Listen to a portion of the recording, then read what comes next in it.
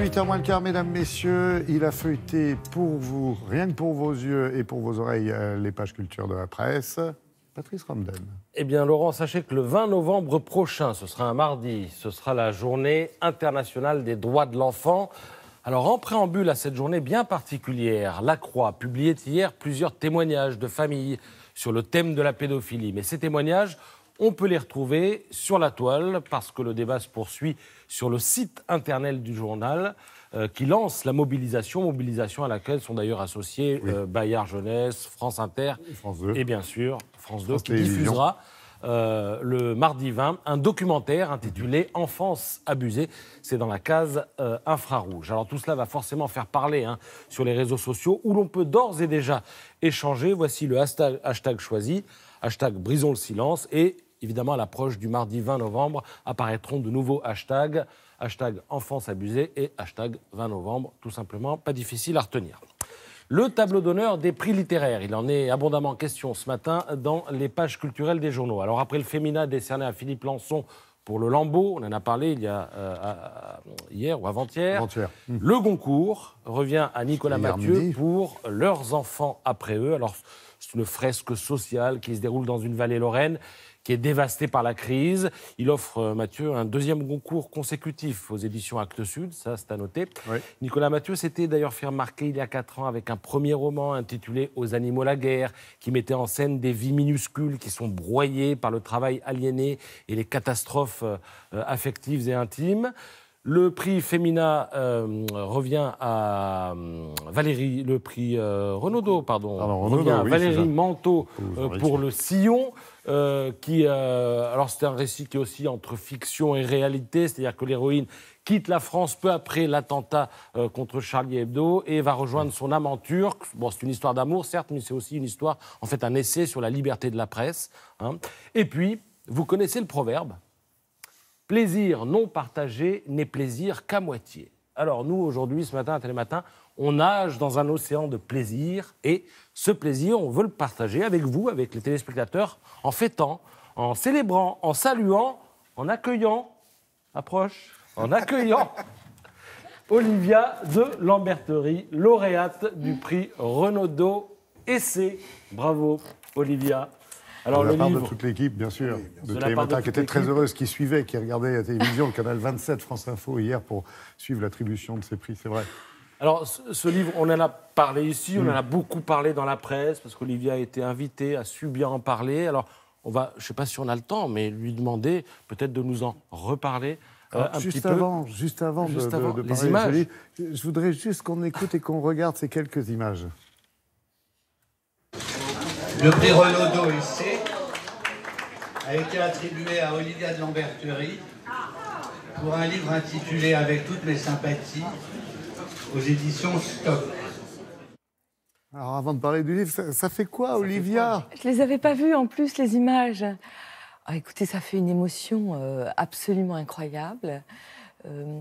J'avais un peu l'impression que tout cela arrivait à quelqu'un d'autre que moi, parce que je suis passée de l'autre côté, mais je me réjouissais énormément pour ce quelqu'un d'autre, en fait. C'était formidable, c'était impressionnant, c'était le Festival de Cannes.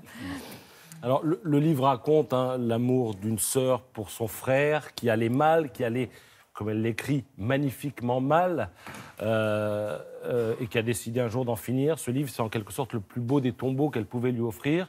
Et je voudrais qu'on revienne sur le titre. Olivia s'en est expliqué à plusieurs reprises, mais l'anecdote est tellement savoureuse. Bien après la page 66. Qui est la page préférée d'Olivia pour tester... Elle lit d'abord la page 66 quand elle lit un livre. Alors, avec toutes mes sympathies, c'est une expression, on va dire, canadienne. Exactement, québécoise, qui signifie « avec toutes mes condoléances ».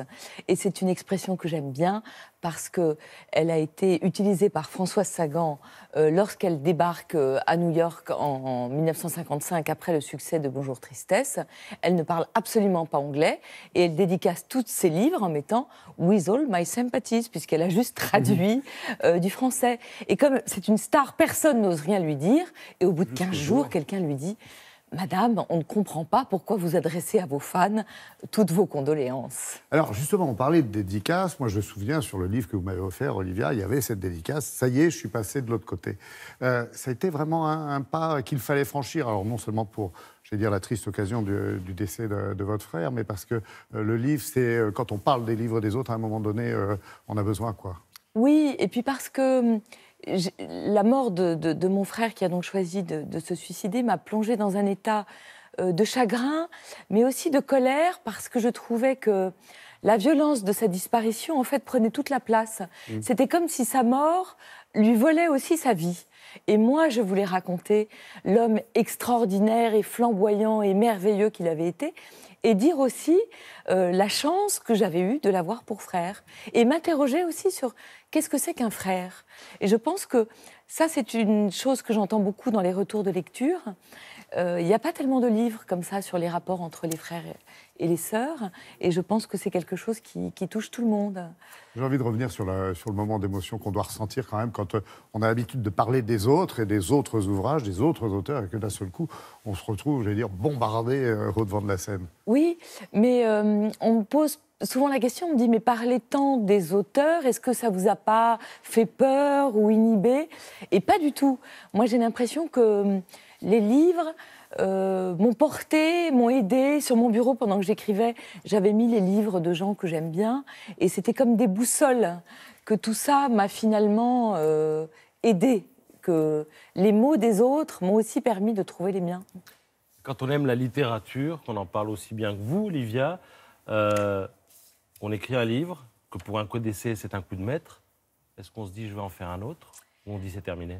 Alors, j'ai déjà commencé un autre. Ah, c'est la bonne nouvelle. C'était une manière de mettre un peu le chagrin de celui-là à distance. Et puis peut-être aussi de me prouver à moi-même que je pouvais écrire un autre livre. Et j'ai commencé un livre que je voudrais très drôle. Voilà. Mais je continue surtout à parler des livres des autres, ici, plus que jamais, parce que j'adore ça et que c'est mon métier. Et on aime ça aussi, on est très fiers de faire partie de votre équipe, Olivia de Lamberterie. Merci beaucoup, tout le monde a plein de beaucoup. questions à vous poser, tout le monde a envie de vous embrasser et de vous féliciter, alors je le fais de la part de tout le monde. Merci Laurent. Voilà, on va demander à